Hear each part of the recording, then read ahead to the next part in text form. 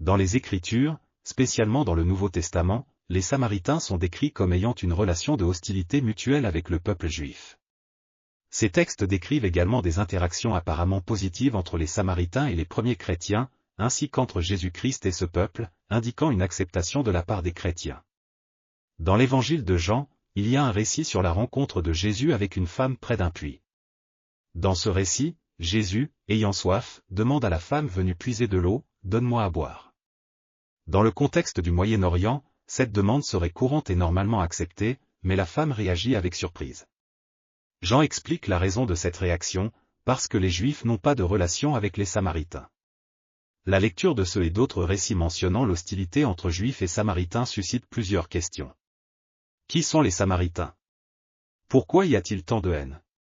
Quelles sont les causes de cette animosité entre des peuples voisins qui partagent des coutumes, des croyances et des origines apparemment semblables? En outre, d'autres questions surgissent directement liées au christianisme et à Jésus. Comment Jésus a-t-il traité les Samaritains? Quelle était la relation du christianisme primitif avec cette communauté? Les réponses à ces questions aident à mieux comprendre le Nouveau Testament. En examinant les origines des Samaritains, nous pouvons identifier 3 stades ou niveaux de développement. Ils ont une triple origine. L'origine des Samaritains dans la Bible est relatée dans 3 passages qui présentent des divergences entre eux.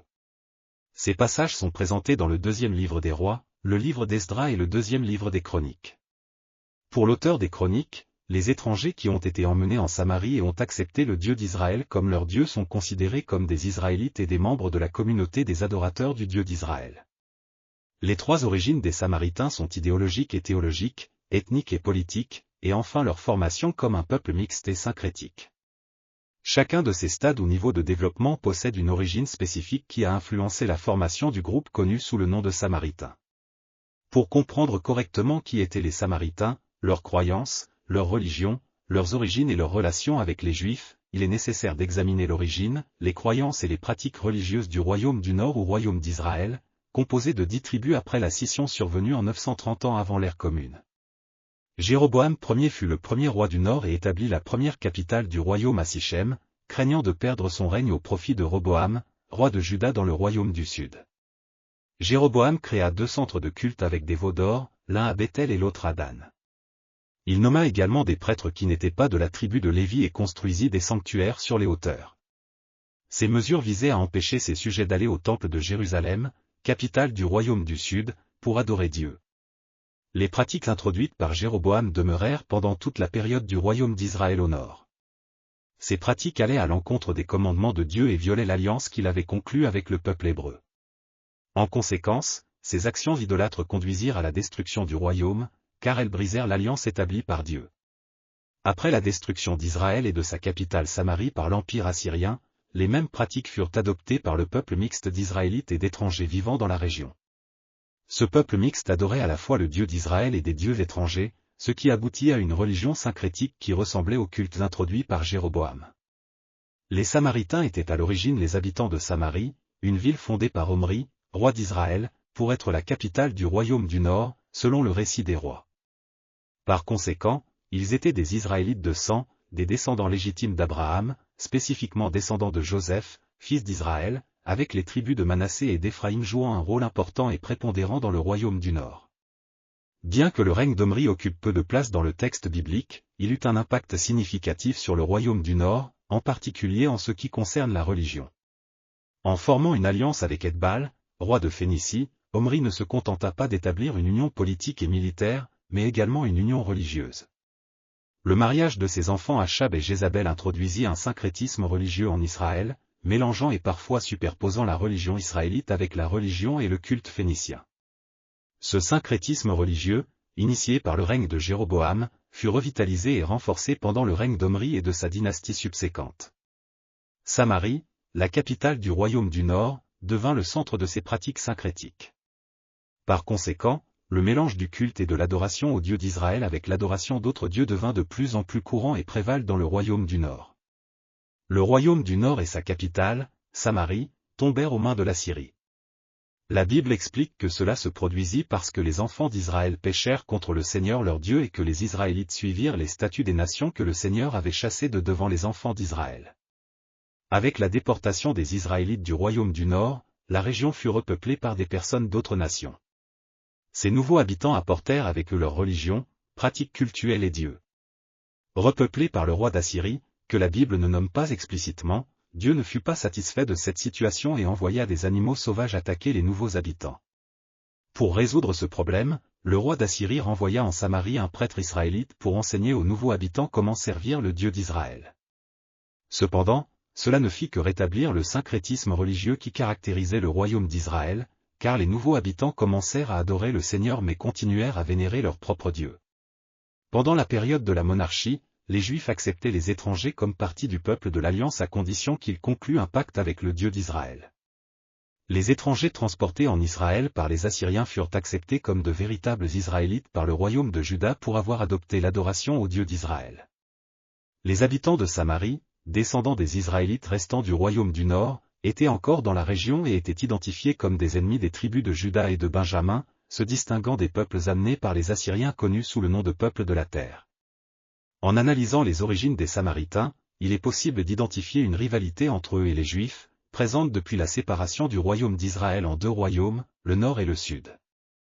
Cette rivalité s'intensifia après la chute du royaume du Nord et le repeuplement par le roi d'Assyrie, transformant les Samaritains en un peuple mixte avec une religion syncrétique. Cette rivalité augmenta avec le temps, comme le montrent les livres d'Esdra et de Néhémie pendant la période du Second Temple.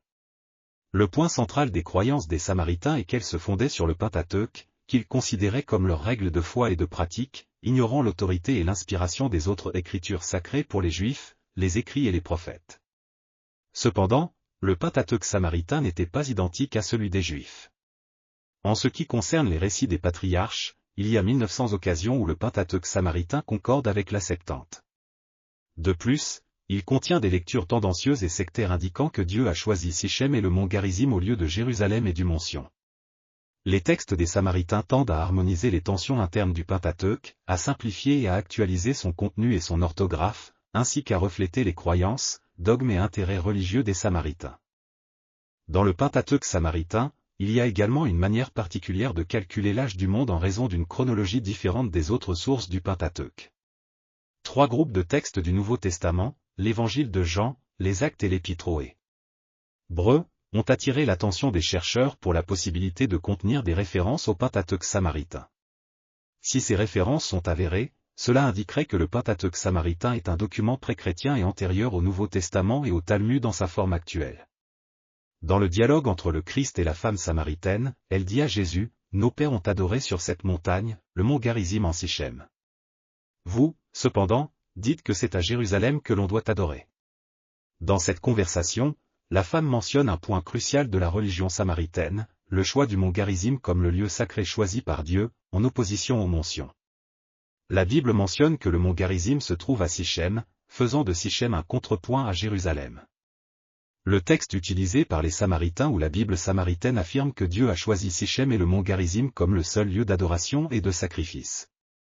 Selon la tradition samaritaine, Josué a construit un lieu d'adoration à Sichem et y a établi le tabernacle. Les Samaritains croient que le mont Garizim a été le premier lieu choisi par Dieu pour être le centre d'adoration d'Israël, où Josué a construit un sanctuaire des siècles avant que Salomon ne fasse de même à Jérusalem. Concernant le mont Garizim comme lieu sacré, Flavius Joseph mentionne dans les Antiquités judaïques que pendant la période du Second Temple, un temple a été érigé sur cette montagne pour les Samaritains par ordre d'Alexandre le Grand, à la demande de Sabaal, gouverneur de Samarie. Alexandre nomma Manassé, un juif et gendre de Sabaal, comme grand prêtre de ce temple. Même après la mort d'Alexandre, le temple sur le Garizim resta inchangé. Le temple était similaire à celui de Jérusalem en proportion et construit avec des pierres brutes, étant un modèle basé sur l'autre. L'existence de deux temples, l'un à Jérusalem sur le mont Sion et l'autre à Sichem sur le mont Garizim, tous deux dédiés au Seigneur, engendra des disputes et des conflits fréquents entre Juifs et Samaritains, chaque groupe affirmant que son temple était le seul véritable de Dieu où devaient être offerts les sacrifices à Dieu. Les Juifs défendaient le temple de Jérusalem, tandis que, bien que Joseph mentionne la construction d'un temple samaritain, les sources samaritaines se réfèrent généralement au tabernacle mosaïque. En raison de la rareté des preuves concluantes sur l'existence d'un temple samaritain, cette étude ne défendra ni ne rejettera cette idée en attendant des informations futures. Cependant, qu'il s'agisse d'un temple ou d'un tabernacle, les preuves indiquent que pour les Samaritains, le mont Garizim était un lieu sacré choisi par Dieu, avec un sanctuaire et un autel pour les sacrifices.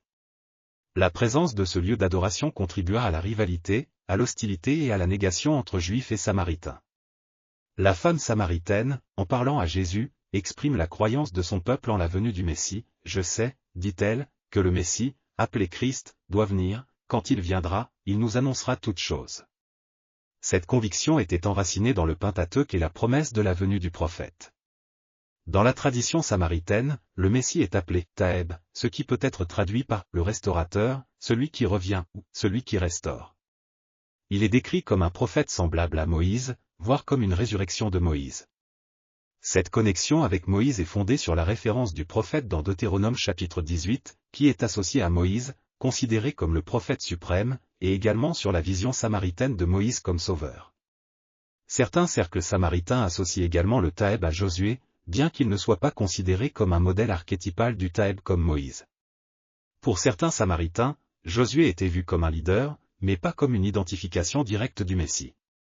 Cependant, Josué est considéré comme un symbole du Sauveur et un prototype du Taeb, surtout parce qu'il a établi le sanctuaire à Garizim, que le Taeb, c'est-à-dire le Messie, serait chargé de restaurer. Une autre figure biblique associée au Messie par les Samaritains est Joseph, fils de Jacob. Cette connexion se fonde sur la bénédiction donnée à Joseph dans Deutéronome 33, qui décrit le Messie comme un guerrier conquérant, une fonction associée à la bénédiction de Joseph. Bien que Joseph ne soit pas considéré comme un type eschatologique du Messie comme Moïse et Josué, il existe des textes montrant une certaine ressemblance entre Joseph et le Taeb. Malgré cela, Joseph est considéré comme un type de roi dans la tradition samaritaine, mais son règne n'est pas historiquement équivalent à celui de David et ne possède pas le même caractère eschatologique. Le règne de Joseph n'est pas celui d'un monarque souverain, mais plutôt celui d'un vice-régent du Pharaon, tandis que l'expression « fils de David » porte une signification eschatologique. Le titre « fils de Joseph » attribué au Taeb dans la tradition samaritaine n'a pas cette connotation. De plus, les Samaritains n'attendaient pas ou ne croyaient pas en un Messie de la lignée royale davidique. Cependant, il est intéressant de noter que Jésus fut appelé le « Sauveur du monde » par les Samaritains qui crurent en lui, ce qui pourrait avoir un certain lien avec Joseph. Les œuvres et fonctions attribuées au Messie samaritain, Taeb, sont principalement eschatologiques et peuvent être catégorisées en trois. Il serait reconnu comme un prophète, étant le dernier prophète de Dieu après Moïse. Il est intéressant d'observer que la femme samaritaine appela Jésus « prophète », ce qui peut suggérer qu'elle l'avait déjà reconnu comme le Messie. Le Taeb serait le restaurateur chargé de renouveler ou de restaurer le tabernacle samaritain établi sur le mont Garizim par Josué, exerçant une fonction sacerdotale semblable à celle de Moïse. En outre, il ramènerait les vases sacrés qui étaient cachés et restaurerait la faveur divine à son peuple choisi. Il serait également un guerrier apportant la victoire aux élus de Dieu et établissant le royaume de Dieu sur terre. En outre, il restaurerait la véritable religion d'Israël, convertissant les nations, y compris les Juifs et les adeptes de la religion samaritaine. En plus des 5 piliers fondamentaux de la foi samaritaine, ils observaient également le sabbat et pratiquaient la circoncision. Un Samaritain n'avait pas le droit de circoncire un Juif. De plus, si un Samaritain se convertissait au judaïsme, il était exigé qu'il soit circoncis à nouveau, une pratique que les Samaritains adoptaient également. Ils célébraient aussi la Pâque. En examinant des rouleaux décrivant la Pâque samaritaine, on constate que des passages du Pentateuque liés à la création étaient lus pendant la célébration. Les Samaritains ne suivaient pas toutes les lois de la même manière que les Juifs, comme en témoigne la non-observance de la loi du Lévirat. Les coutumes et lois samaritaines doivent être distinguées de celles des Juifs car elles ne sont pas identiques. Bien que les Samaritains puissent être considérés comme une secte juive, leurs croyances sont fondées sur le Pentateuque. Ils ont leur propre théologie et pratiques distinctes. En outre, les Samaritains croyaient être le peuple élu de Dieu, revendiquant être les véritables descendants des tribus d'Éphraïm et de Manassé et donc les héritiers de Joseph. Leurs chroniques décrivent leurs prêtres comme étant de la lignée de Phiné, fils du grand prêtre Élie. Lorsqu'ils furent interrogés par Alexandre le Grand sur leur nationalité, les Samaritains affirmèrent être des Hébreux, comme le cite Joseph dans son livre. Ils observaient également l'année sabbatique. Les Samaritains concevaient Dieu comme unique, immatériel, intemporel et non spatial. Malgré certaines observations selon lesquelles la religion samaritaine était une combinaison d'éléments de la religion hébraïque apostate et du paganisme, les Samaritains basaient leurs actions et leurs pratiques de vie sur la loi de Moïse, se considérant plus religieux que les Juifs. La religion samaritaine était perçue par les Juifs comme offensante de trois manières, par ses rites et croyances, qui étaient considérés comme une copie, avec certaines modifications, des pratiques et croyances juives, que les Juifs voyaient comme une corruption et une perversion de leur religion. Par leur prétention d'être le véritable peuple élu de Dieu à la place des Juifs, et par leur pratique d'une religion syncrétique, combinant des éléments de la religion hébraïque avec le paganisme. La tension entre les habitants de Juda, Benjamin et les autres tribus d'Israël était déjà évidente avant même la séparation des deux royaumes pendant le règne de Roboam. Cette rivalité s'intensifia après la division du royaume en deux, le royaume du nord, Israël, et le royaume du sud, Juda. À partir du règne de Jéroboam, ces affirmations trouvent un appui dans la Bible. Avant même la division du royaume, on pouvait observer une distinction entre Juda et Israël dans certains textes bibliques. Pendant la période du royaume divisé, cette distinction et rivalité sont relatées de manière plus explicite et intense. Au début du règne de Jéroboam sur les 10 tribus, Roboam montra une disposition à la guerre et cette situation persista par la suite. Cependant, cette rivalité et distinction entre les deux nations ne se manifestaient pas exclusivement comme une inimitié. Il y eut des moments d'amitié et d'alliance entre elles, comme dans le cas d'Achab, roi d'Israël, Josaphat, roi de Juda, et Joram, fils de Josaphat, avec la maison d'Achab. Cette rivalité possédait également un aspect religieux, car il y avait en Israël une forme de culte parallèle à celle existant à Juda. Après la chute du royaume du Nord, ces restes se mélangèrent avec des peuples de croyances païennes, ce qui augmenta la rivalité et la distinction de la part des habitants du royaume du Sud. Les Samaritains étaient alors vus par les habitants de Juda comme des pratiquants d'une religion syncrétique, adorant simultanément le Dieu d'Israël et d'autres dieux. Cependant, il y eut une tentative de la part de Juda, ou du moins de la part des habitants du royaume du Sud, de convertir les habitants de la région de Samarie à la religion du Dieu unique et aux préceptes de la Torah. Les habitants de l'ancienne région du royaume du Nord répondirent positivement à cette invitation d'adorer le Dieu d'Israël, bien que d'autres aient rejeté les arguments. Ces affirmations sont basées sur des textes bibliques décrivant la Pâque pendant le règne d'Ézéchia et son invitation aux habitants du royaume d'Israël de se joindre à Juda dans la célébration de ce rituel. L'acceptation des habitants de la région de Samarie et de Sichem dans la communauté des adorateurs de Dieu et dans le culte du temple est confirmée dans le deuxième livre des Chroniques, chapitre 34, où les habitants de Manassé et d'Éphraïm, ainsi que le reste d'Israël, collaborent avec des offrandes pour la réforme du temple, et ces offrandes sont acceptées par les religieux du royaume du Sud pendant le règne du roi Josia. Jérémie, chapitre 41, rapporte que des hommes de Sichem, Silo et Samarie se rendaient à la maison du Seigneur avec des offrandes de nourriture et de l'encens, ce qui suggère que les Samaritains n'étaient pas rejetés par Juda pour ne pas appartenir à la communauté du peuple de Dieu. Bien qu'il y ait eu une tension entre les deux peuples, les Samaritains qui le désiraient pouvaient adorer à Jérusalem. Dans certaines situations comme lors de la Pâque promue par Ézéchia, ils étaient invités et encouragés à le faire. Cependant, en analysant le judaïsme du Second Temple, on remarque un changement de situation entre Juifs et Samaritains. Les livres d'Esdras et de Néhémie décrivent un environnement de rejet et de séparation entre les deux peuples. Bien que les Samaritains semblent vouloir aider à la reconstruction du Temple, ils furent rejetés et empêchés de participer, comme on peut le voir dans le récit d'Esdras, où ils sont appelés adversaires de Juda et de Benjamin avant même de faire la demande de participer à la reconstruction. Par la suite, la séparation et l'inimitié entre eux s'intensifièrent. Jérémie décrit la relation entre les deux peuples pendant la période du Second Temple comme hostile, les Juifs considérant les Samaritains comme des ennemis mortels, principalement en raison de disputes religieuses.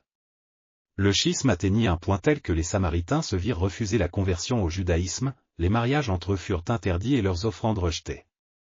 À leur tour, les Samaritains stigmatisaient les Juifs, rejetant leur tradition orale et niant ou affirmant leur parenté selon leur convenance.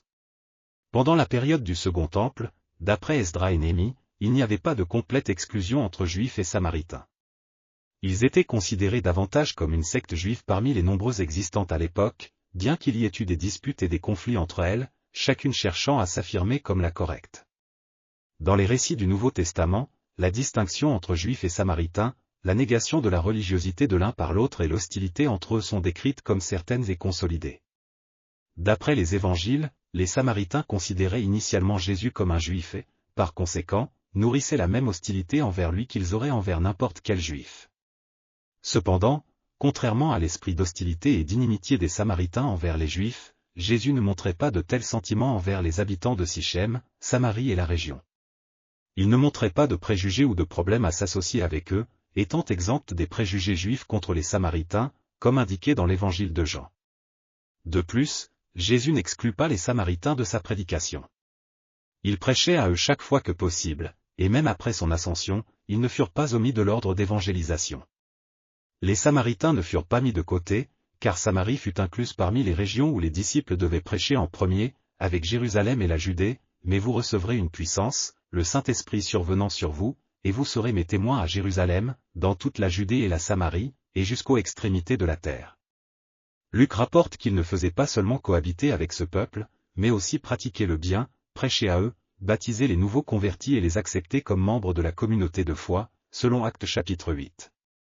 Ce changement d'attitude fut probablement influencé par les paroles, les actions et la position de Jésus envers les Samaritains, y compris l'ordre de la Grande Commission enregistré dans Matthieu. Il est intéressant de comparer les récits de conversion des Samaritains avec la première conversion enregistrée de Jean dans Actes chapitre 10. Alors que la conversion des Samaritains et leur baptême ne causèrent pas de problème à l'Église apostolique, le même ne peut être dit du premier baptême de Jean. Pierre, après les avoir baptisés, dut donner des explications à l'Église à Jérusalem et défendre ses actions. Cela peut indiquer l'acceptation des Samaritains par les premiers chrétiens comme partie d'Israël, probablement influencée par l'inclusion de Samarie dans les régions à évangéliser. Maintenant, extrayons des leçons pratiques de cette histoire pour les chrétiens contemporains. Les erreurs commises par des leaders choisis par Dieu pour guider son peuple peuvent avoir des conséquences affectant tous les membres de la dénomination, et ces effets peuvent perdurer pendant de nombreuses années. Cette leçon est illustrée par les actions erronées de Roboam et de Jéroboam. Il est crucial de ne pas introduire dans l'adoration de Dieu et dans la pratique religieuse des éléments étrangers ou contraires aux instructions divines trouvées dans la parole de Dieu. Cela est illustré par le syncrétisme religieux pendant le règne de Jéroboam et par la chute et la restauration de Samarie. Nous devons nous rappeler que ce n'est pas nous qui déterminons comment nous devons adorer Dieu, mais c'est lui qui établit comment nous devons le faire. Les questions de religion, de foi et de moralité religieuse ne sont pas dictées par l'opinion humaine, mais par la révélation divine exprimée dans les Écritures. Être le peuple choisi de Dieu n'implique pas l'exclusivité du salut, mais l'exclusivité de la mission. Le concept d'élection divine peut être résumé dans l'idée que nous sommes choisis par Dieu non pour notre propre bénéfice exclusif, mais pour être des instruments de bénédiction pour les autres.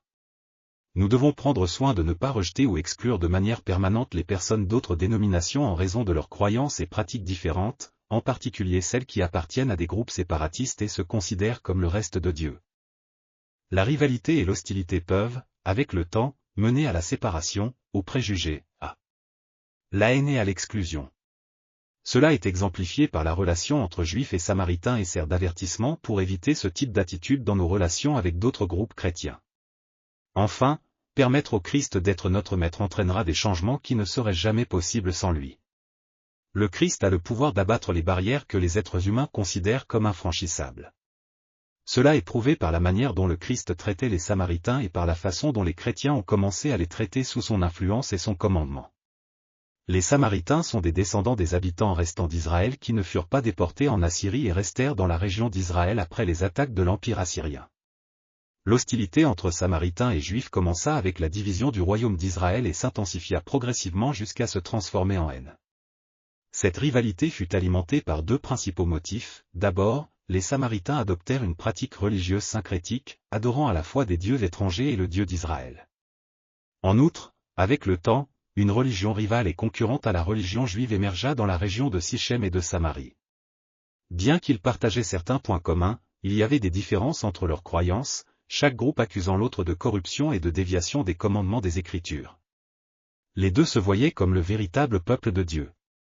Malgré les rivalités et les hostilités traditionnelles des premiers chrétiens d'origine juive envers les Samaritains, les enseignements et les exemples de Jésus les conduisirent à surmonter ces différences. Le livre des Actes suggère une acceptation progressive des Samaritains par les Juifs chrétiens, qui commencèrent à les voir comme des membres légitimes de la communauté de foi. J'espère que vous avez apprécié cette vidéo. Veuillez laisser votre commentaire sur ce que vous en avez pensé et aimer la vidéo. Que Dieu bénisse votre vie. À la prochaine vidéo. N'oubliez pas, Jésus revient. Cherchez le Seigneur pendant qu'il peut être trouvé.